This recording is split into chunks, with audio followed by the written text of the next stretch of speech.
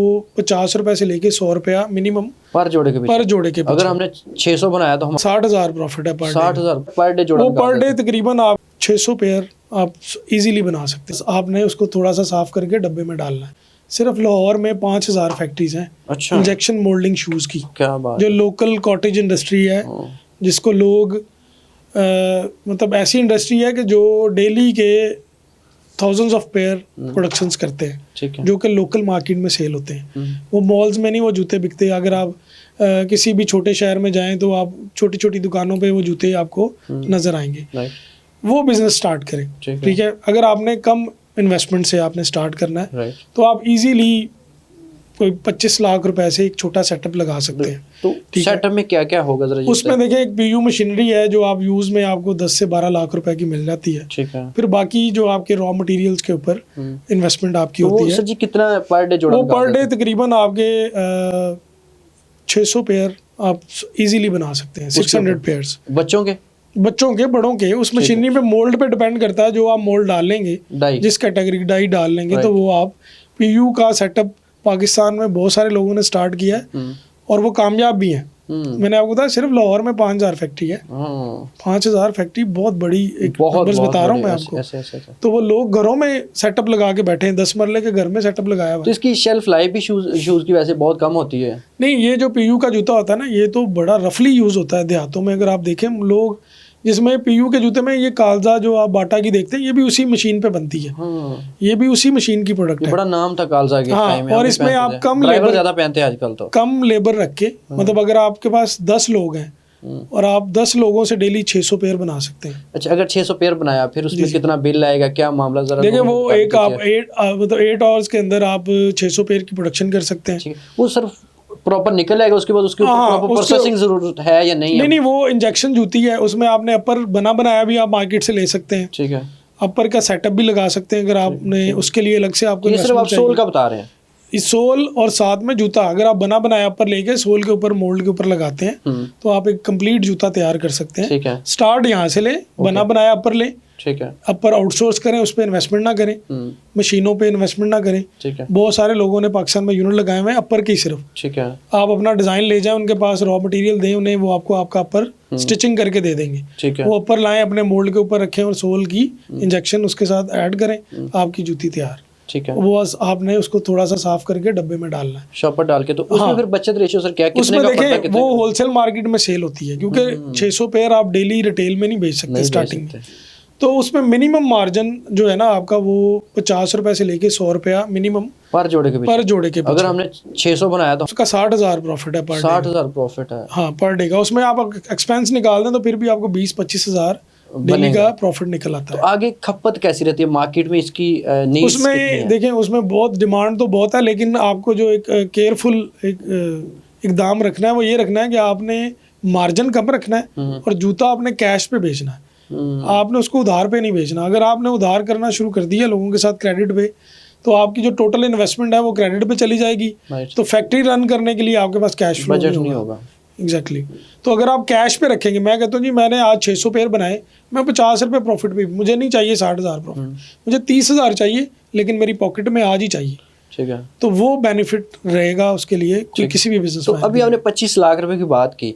25 में अभी तो हमने बताया कि हम लोग वो चप्पल बना सकते हैं। हाँ। तो क्या 25 लाख में अदर भी मुख्तलिफ डिजाइन हम चीजें बना सकते हैं? देखिए डिजाइन और आप कौन-कौन सी बहुत चीजें सारी लग सकती हैं? बहुत सारी प्रोडक्ट आप बना सकते हैं। ये मैंने आपको एक कॉटेज इंडस्ट्री आपको बताई है। अगर कोई बंदा बड़ा बिजनेस करना चाह रहा है, लाइक एक अच्छा यूनिट लगाना चाह रहा है जिसमें वो कहता है जी मैं हैंडमेड और इंजेक्शन प्रोडक्ट भी बनाऊंगा, तो कम से कम अगर उसके पास 5 CR हैं, 5 करोड़ हैं, तो वो इस बिजनेस में आए, अदरवाइज ना आए, नहीं तो वो लॉस कर जाएगा अपना। ठीक है। छोटे सेटअप में आप छोटी प्रोडक्ट ही बना सकते हैं, कम प्रोडक्शंस कर सकते हैं। अगर आपको बड़ा सेटअप चाहिए और आप कहते हैं मैं स्नीकर्स भी बनाऊं, मैं सैंडल्स भी बनाऊं, मैं हर कैटेगरी की प्रोडक्ट बनाऊं, मैंने कॉर्पोरेट को डील करना है, मैंने बाटा सर्विस को जूता बना के देना है, तो मिनिमम 5 CR आपको रिक्वायर्ड है उसके।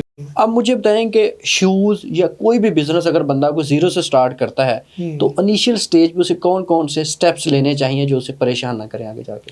देखिए सबसे पहले तो एक नीश सिलेक्ट कर ले। बहुत सारे जूतों पे एकदम से काम नहीं करना चाहिए। ठीक है। एक नीश सिलेक्ट कर ले कि यार देखें फास्ट मूविंग प्रोडक्ट कौन सी चल रही है। मैं कहता हूँ जी स्नीकर्स आजकल चल रही हैं, तो भाई एक प्रोडक्ट के ऊपर अपनी इन्वेस्टमेंट करे, फोकस रखे उसके ऊपर।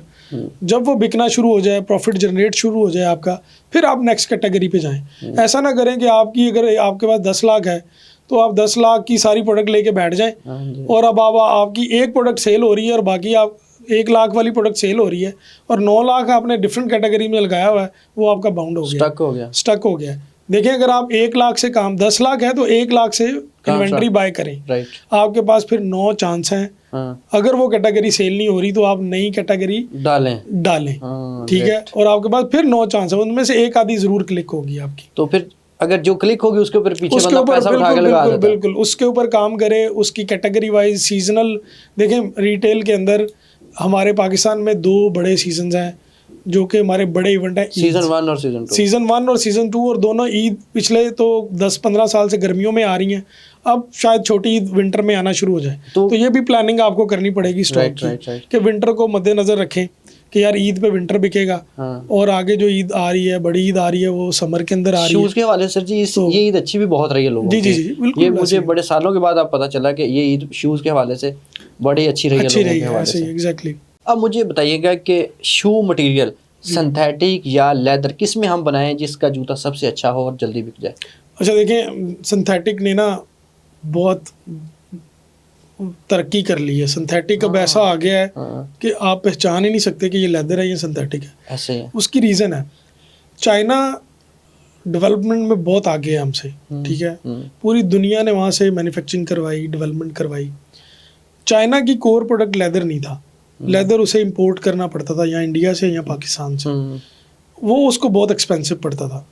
उसने क्या किया कि वो सिंथेटिक के ऊपर लेदर टेक्सचर को सिंथेटिक पे ले गया। नहीं ये इतने वो पोक तो इतने ज्यादा खाते हैं, सूअर तो इतने ज्यादा खाते हैं, नहीं वो जूते में तो यूज नहीं ना होता। देखिए हलाल लेदर जो है ना, मैं आपको एक बात ऐसा, भाई ये लोगों को पता ही नहीं है कि हलाल प्रोडक्ट जो होती है ना, जो ज़िबा होता है जानवर, जो जानवर ज़िबा होता है उसका ब्लड ड्रेन होता है, हाँ जी, स्लोली बात करने वाला, ठीक है।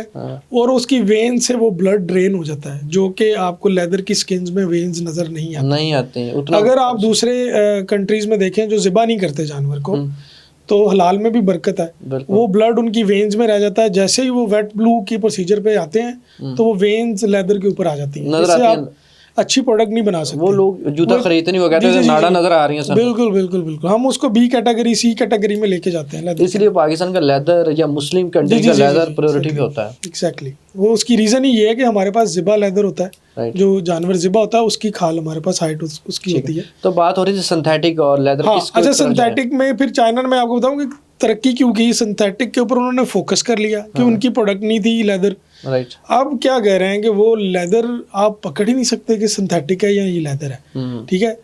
हाँ, नया मैन्युफैक्चरर है, लेदर एक टेक्निकल चीज़ है, वो उसको मैं चाहूँगा कि वो सिंथेटिक से स्टार्ट करे, ठीक है। वो कभी भी लेदर से स्टार्ट ना करे। लेदर बहुत डिफिकल्ट है, उसकी हैंडलिंग इतनी इजी नहीं है, ठीक है। जो लोग कॉस्टली भी बहुत ज़्यादा, वो कॉस्टली भी है, बिल्कुल। तो आप एक रूल की सूरत में आपको सिंथेटिक मिल जाती है, उसकी कटिंग एवरेज बहुत अच्छी निकल आती है, आपकी कॉस्ट कंट्रोल हो जाती है। लेदर के अंदर ये चीज़ें नहीं है, ठीक है। स्टार्ट सिंथेटिक से करें, जब आपकी एक्सपर्टीज आ जाए शूज़ के ऊपर, फिर आप लेदर पे शिफ्ट हो जाएं। पार्टीज वही लग जाएंगी हमारी जो ऑलरेडी। नहीं, ऐसा नहीं है। लेदर की एक अलग मार्केट है, सिंथेटिक की अलग मार्केट है, ठीक है, दोनों है।